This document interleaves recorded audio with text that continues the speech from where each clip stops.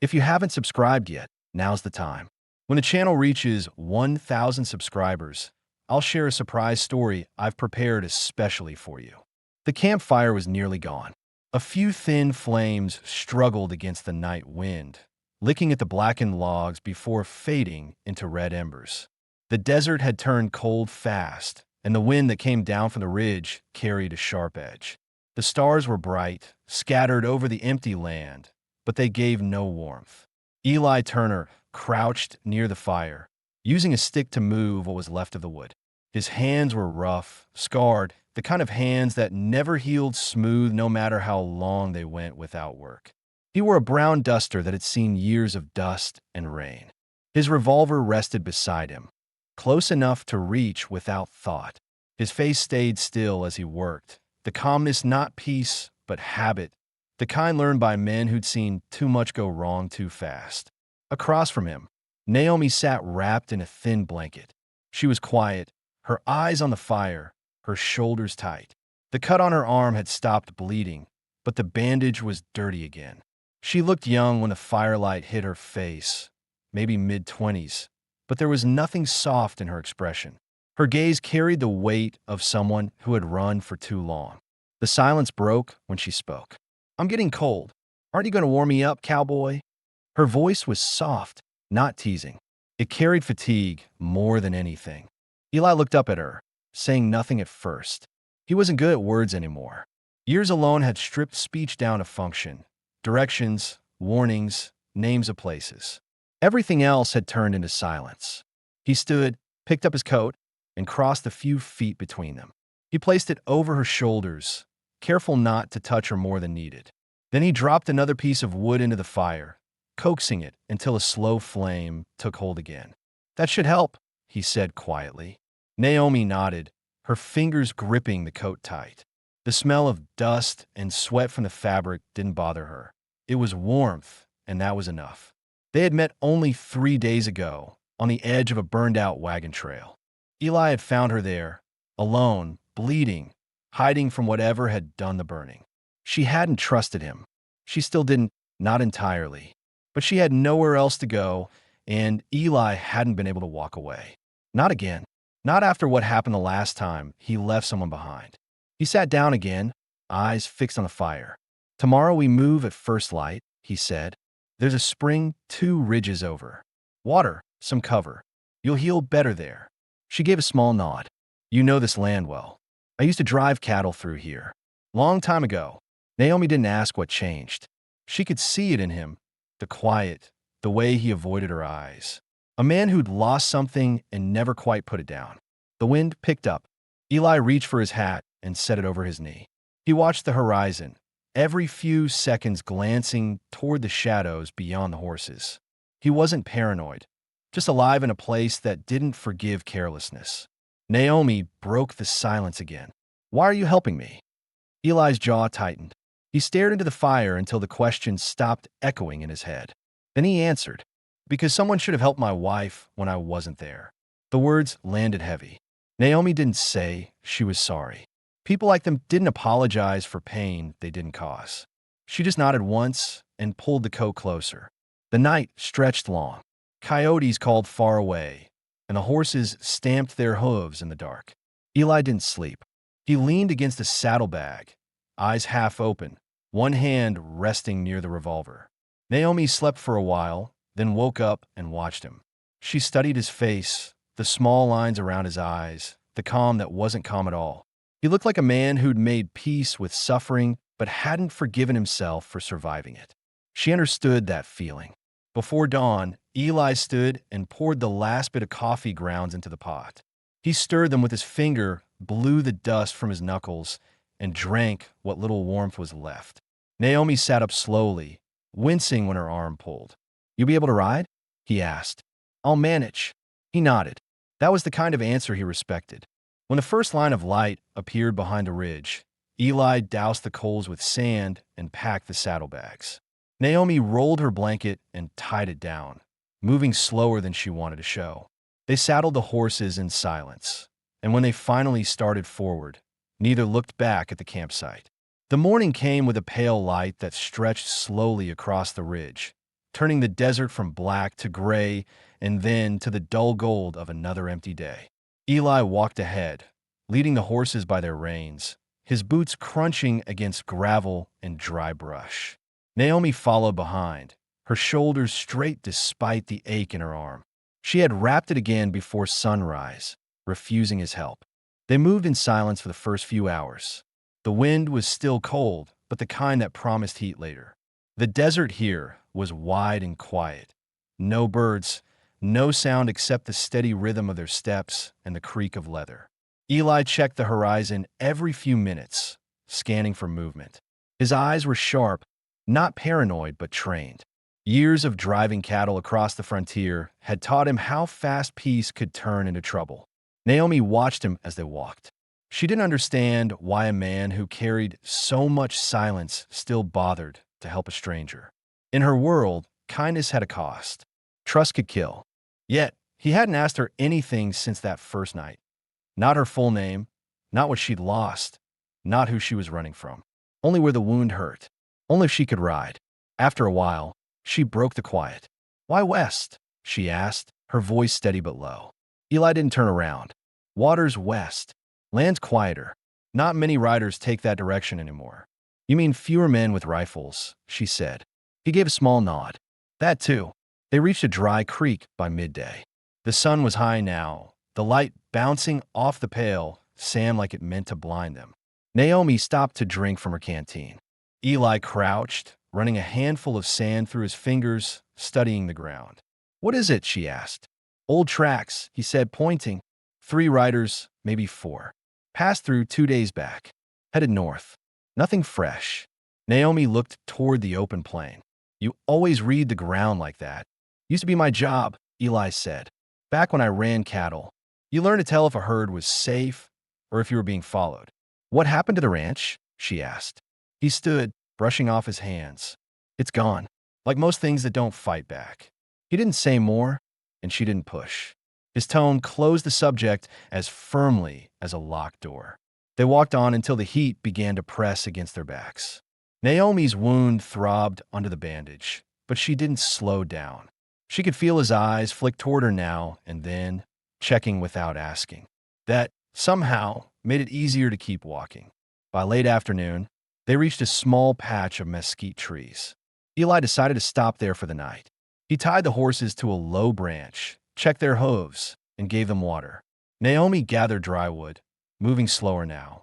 She noticed how he worked, precise, quiet, no wasted movement.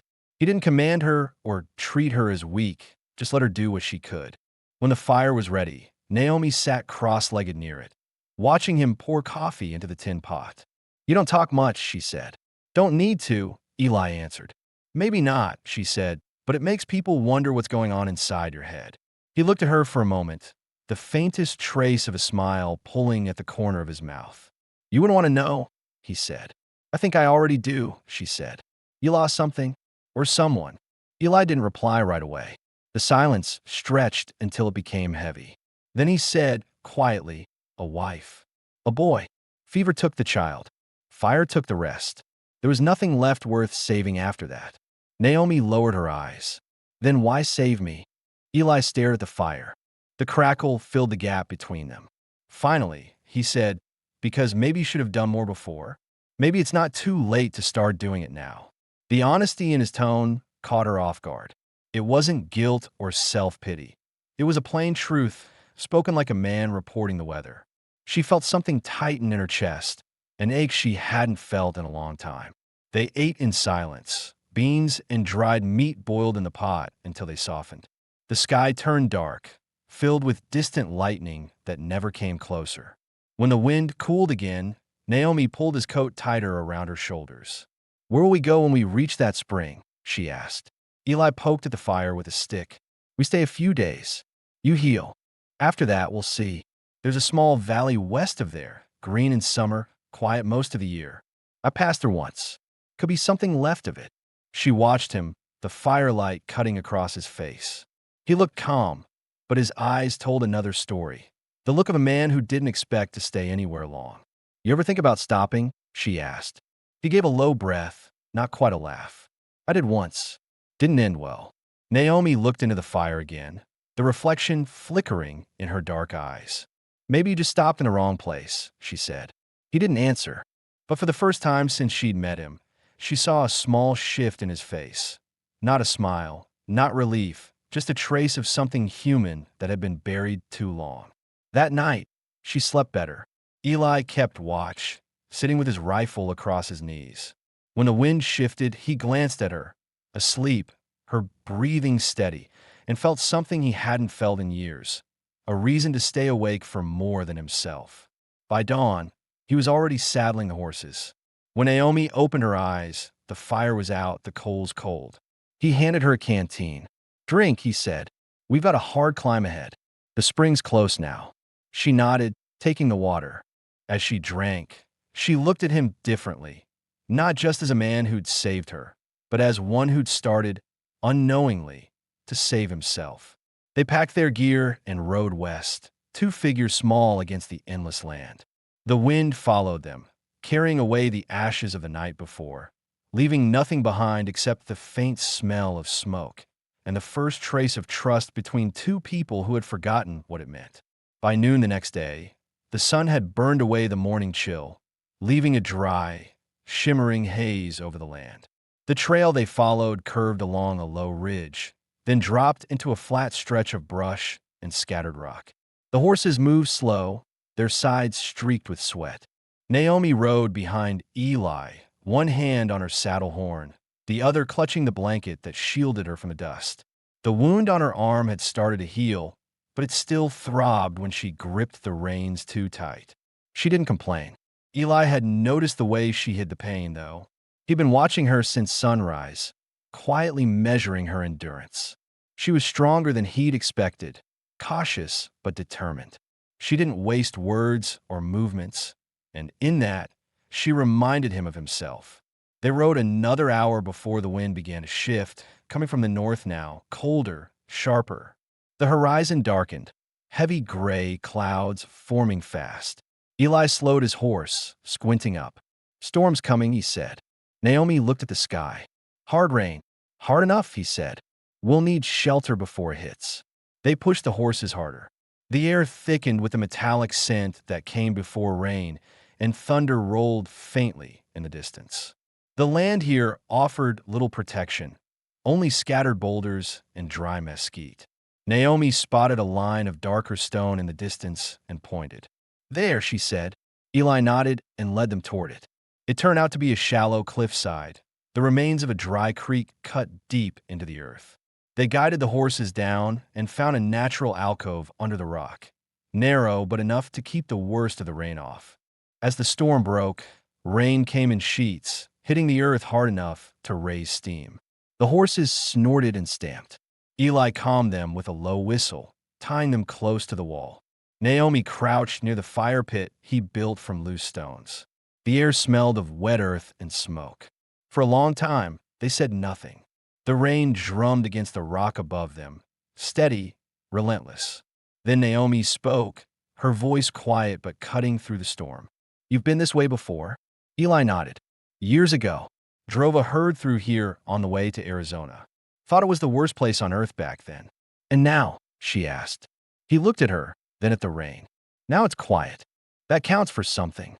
She gave a faint smile, the first real one he'd seen from her. "Quiet doesn't scare you." "Used to," he said. "Now I take it as a sign I'm still breathing." They waited out the rain for hours. When it finally slowed, the sound faded to soft dripping, and the air cooled. Naomi moved closer to the small fire Eli had managed to light from dry tinder. She studied him as he stared into the flames. There was something unreadable about him. Not cold, but controlled, as if he had built walls high enough that even memory couldn't climb over. "Eli," she said after a while, "what were you before all this?" He hesitated, then shrugged. "Rancher, husband, father, and now, just someone trying not to waste another life." Naomi's eyes lowered. "I wasn't born for this kind of life either," she said, "but I don't know where else to go anymore." He looked at her, really looked this time, and saw more than fatigue. He saw loneliness, the kind that no amount of distance could fix. "You go where you have to," he said. "Sometimes that's enough." Before she could respond, the horses shifted nervously. Eli turned his head, listening. Over the soft patter of rain came another sound, faint, metallic. Hoofbeats. He stood, hand on his revolver. Naomi followed his gaze, her heartbeat picking up. The shape of a rider appeared through the drizzle, a lone figure on a tired horse. The man raised a hand when he saw them and called out, "Don't shoot. Just looking for shelter." Eli didn't lower his weapon. "Stay where you are," he said. The man stopped 20 paces away, water dripping from his hat. He looked rough, unshaven, sunburned, clothes torn from the trail. But there was something sharp in his eyes, a kind of restless hunger that Eli didn't like. "Been riding 3 days without a fire," the stranger said. "I got no trouble to bring, just cold and empty." Eli studied him a moment longer, then nodded toward the edge of the alcove. "You can stay there. Don't come closer." The man smiled, but it didn't reach his eyes. "Much obliged." He dismounted, unsaddled his horse, and sat down, shaking the rain from his jacket. Naomi didn't take her eyes off him. Eli noticed, and the silent understanding between them grew stronger. She trusted his judgment, and he trusted her instincts. The stranger spoke after a few minutes. "Name's Baylor. You folks headed west." "Passing through," Eli said flatly. "Same here," Baylor said. "Heard there's old claim land out past the ridge. Figured I might take a look." Eli gave no answer. He didn't like the way Baylor's eyes moved. Not curious, but searching, measuring what they had. The saddle, the rifles, the pack mule. Naomi finally said, "Storm's over. Roads'll dry by morning. You can keep moving then." Baylor smiled again, this time wider. "Friendly advice. I'll take it." When darkness fell, the firelight cast long shadows across the rock. Baylor pretended to sleep, but Eli saw the way his hand stayed near his belt. Eli waited, silent, until the man's breathing slowed. Then he looked at Naomi, and she met his eyes, understanding without words that they would take turns keeping watch. Near midnight, the rain stopped completely. The air was cold and clean. Eli sat near the fire, his revolver resting across his lap. Naomi dozed lightly, her head against the wall. Every sound carried in the quiet. The pop of the fire, the drip of water, the restless shifting of Baylor's horse. When Baylor finally stirred and reached for Eli's saddlebag, the click of the hammer froze him in place. "Don't," Eli said quietly. His voice was calm, but his eyes were hard. Baylor raised both hands slowly. "Wasn't going to take nothing. Just looking for tobacco." Eli didn't blink. "You'll find plenty out there. Start walking." The man hesitated. "It's the middle of the night." "Better than the middle of a bullet," Eli said. Naomi sat up, the firelight catching her face. Alert, sharp, unreadable. Baylor glanced between them, realizing there was no chance left. He packed his saddle fast, muttering under his breath, and disappeared into the dark. When the sound of hooves faded, Naomi looked at Eli. "You knew he'd try something. Men like him don't travel alone unless they've done wrong," Eli said. "He'll be back with others." Naomi's eyes narrowed. "Then we move at first light." He nodded. "West like planned, but faster." They didn't sleep after that. They sat near the fire until dawn, both lost in thought. Naomi watched Eli's face in the glow, calm, steady, yet tense beneath the surface. He wasn't just protecting her anymore. He was preparing for something. As the first streaks of light touched the sky, Eli stood and saddled the horses. Naomi followed without a word. They rode out of the alcove into the cold morning, the ground still wet beneath their hooves. Behind them, smoke from the dead fire rose and vanished into the wind. For the first time, Naomi realized she wasn't just following Eli for safety. She was staying because she trusted him. And Eli, though he didn't say it, felt the same pull. He didn't know where the trail would end, but for the first time in years, he wasn't walking it alone. They rode west through the morning, following the line of the ridge until the land began to rise into low hills covered in sage and pine. The air was cleaner there, cooler, carrying the faint scent of water and resin. The ground still showed signs of last night's storm. Soft mud in the low spots, thin streams cutting through the gullies. But the sky was clear again, a hard blue that promised a dry trail ahead. Eli led the way, his shoulders tense under his coat. He hadn't said much since Baylor left, but Naomi could tell his mind was still on the stranger. Every few minutes, Eli would stop, check the ground, scan the distance. Once or twice he dismounted, crouching low to study faint prints. When she asked if they were being followed, he shook his head. Not yet, he said, but men like him don't forget what they want. Naomi didn't press him further. She knew fear well enough to recognize its quieter form, vigilance. She also knew that Eli wasn't afraid for himself. His eyes moved too carefully for that.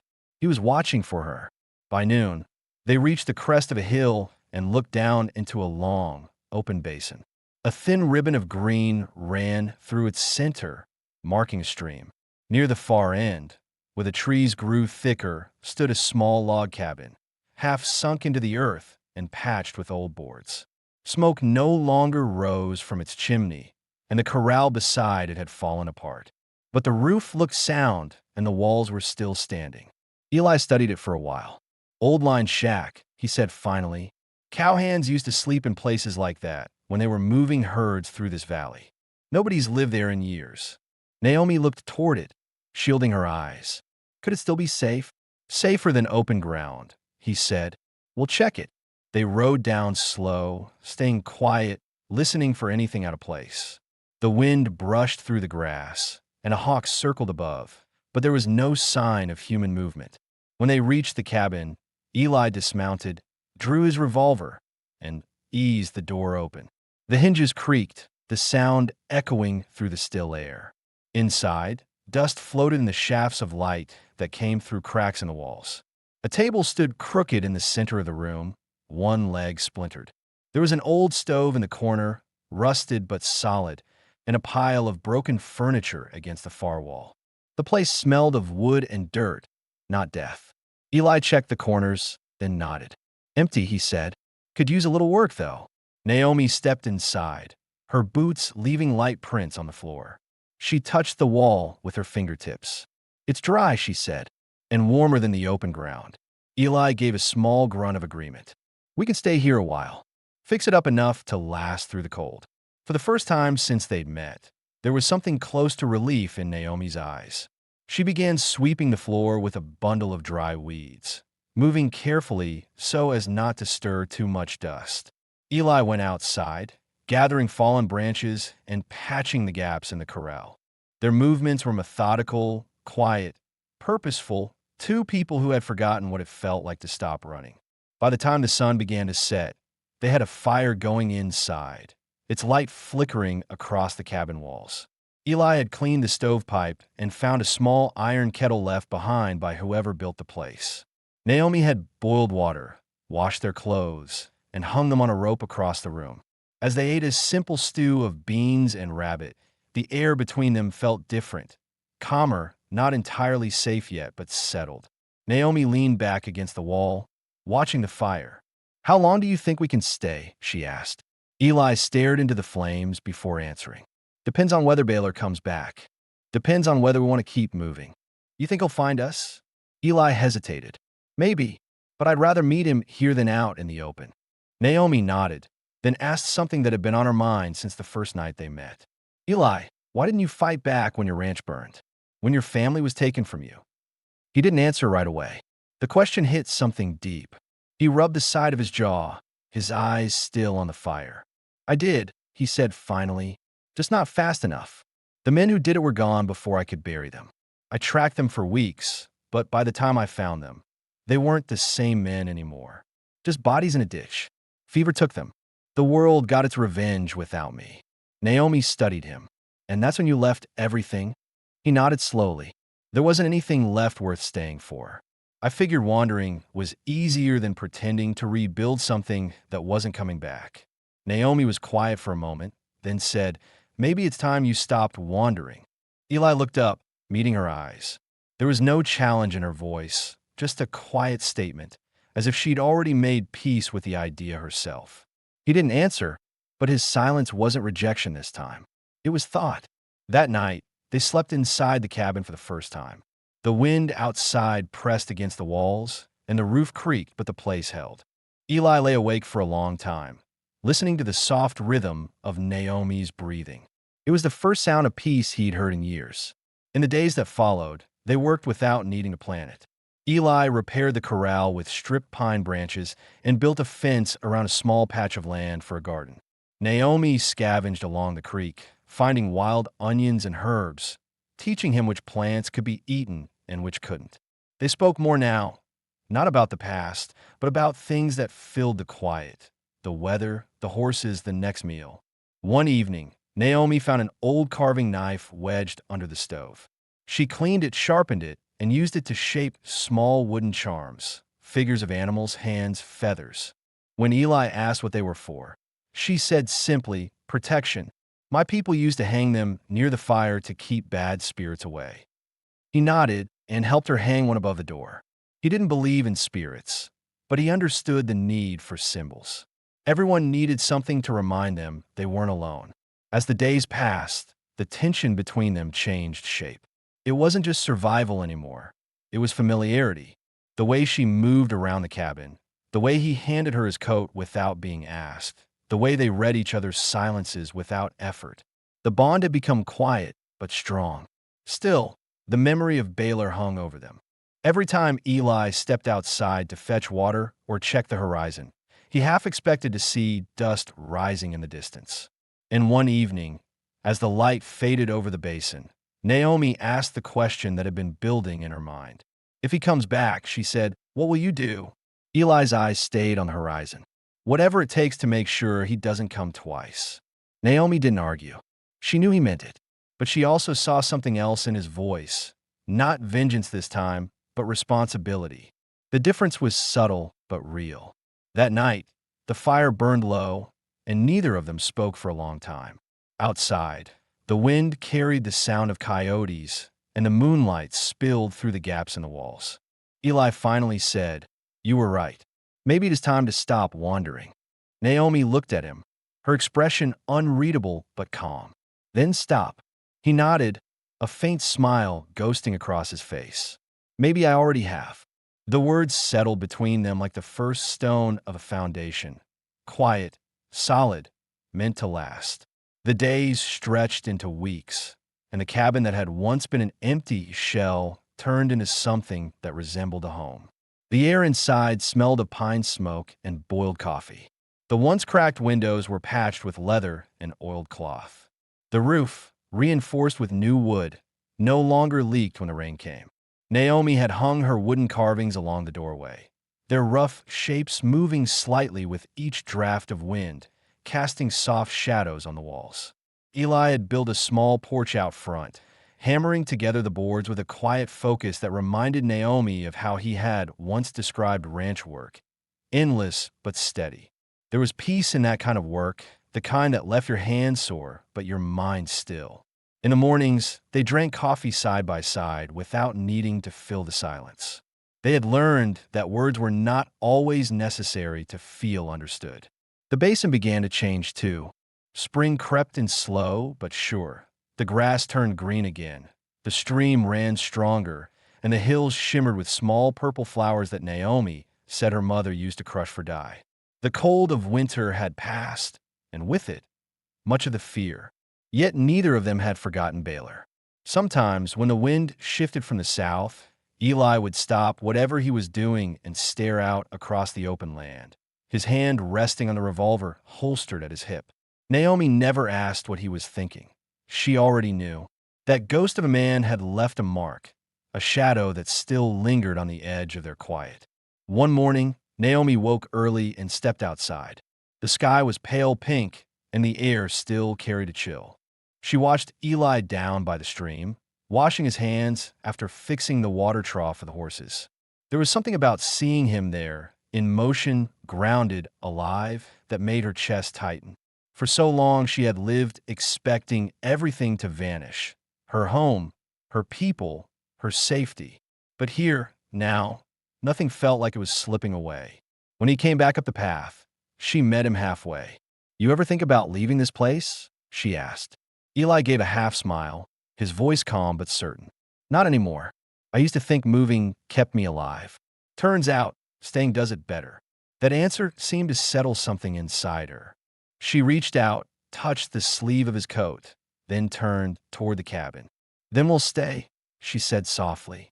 2 days later, just as the sun began to set, the dogs started barking.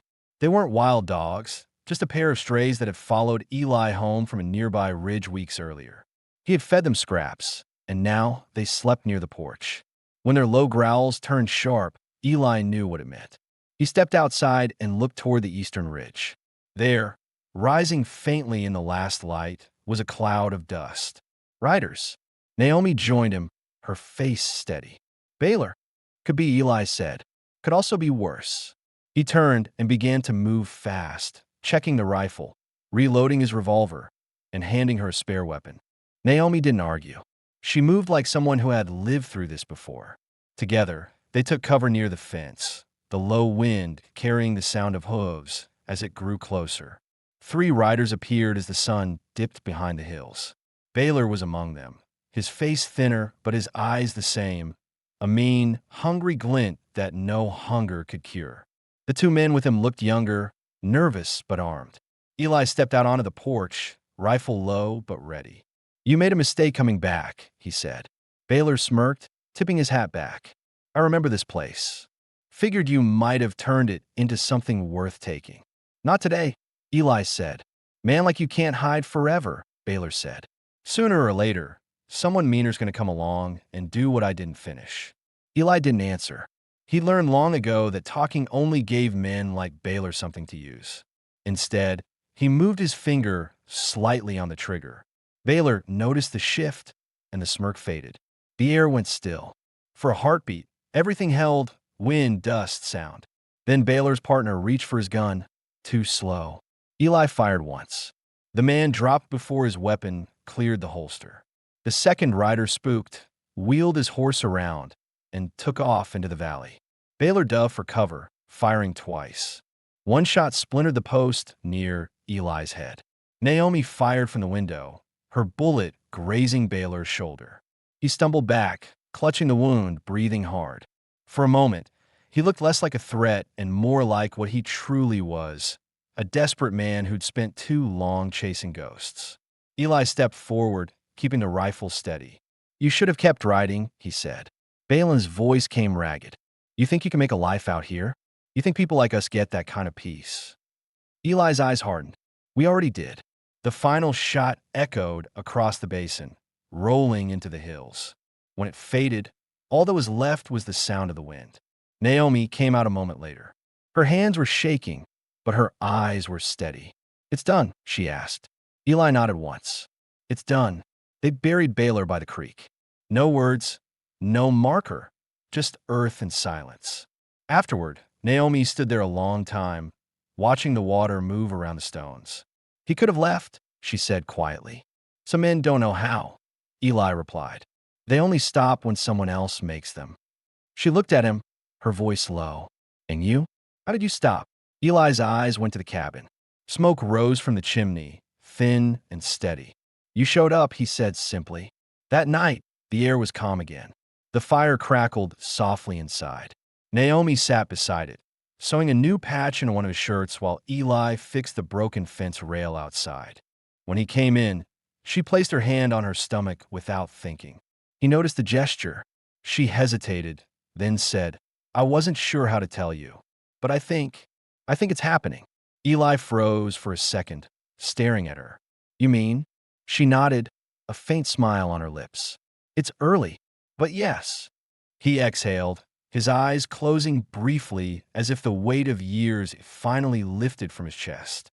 Then he crossed the room, knelt beside her, and rested his calloused hand over hers. "Then we make this place right," he said, "for all of us." Weeks passed, and the valley grew green with spring. The storms came and went, but the cabin stood firm. Eli built a cradle from polished pine, and Naomi hung one of her wooden charms above it. The dogs slept on the porch. The horses grazed in tall grass. One evening, as the sun set red behind the ridge, Naomi stood on the porch watching the light fade. Eli joined her, his arm brushing hers. Neither spoke for a long while. When she finally broke the silence, her voice was soft. "Do you ever think about what comes next?" Eli shook his head. "No need to. were already there. The wind moved gently through the grass. The fire inside the cabin glowed warm against the night. And for the first time in years, the world around them didn't feel like something to survive. It felt like something to live.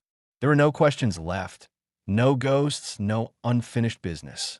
Just two people who had found peace in the last place they expected it, and the promise of a new life beginning in the quiet heart of the Wild West.